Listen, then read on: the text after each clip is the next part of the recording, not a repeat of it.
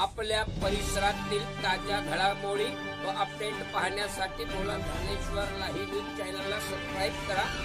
बाजूला असलेल्या बेल आयकॉनला प्रेस करा व सदैव ताज्या बातम्या पाहण्यासाठी जुळून राहा बोला धनेश्वर लाईव्ह न्यूज सोबत।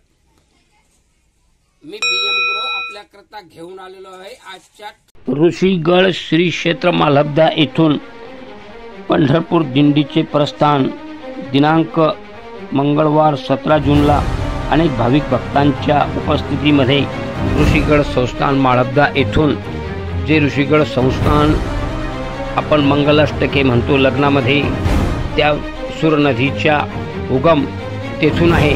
ती सूर नदी तेथून उगम पावते।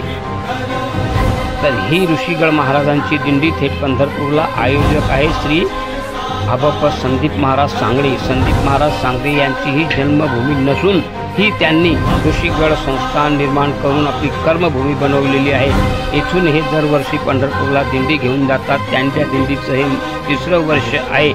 दिंडी मंगळवार 17 जूनला निघून प्रथम नांदा तांडामध्ये थांबून मुक्काम करून दुसऱ्या दिवशी सकाळी दिंडी सावळत बारा येथे पोहोचली। सावळत बारा दिंडी गेल्यानंतर तेथील शिवसेना उद्धव बाळासाहेब ठाकरे गटाचे संघटक श्री गुलाबरावजी कोलते यांच्या परिवाराने दिंडीचे स्वागत केले, सुस्वागतम केले।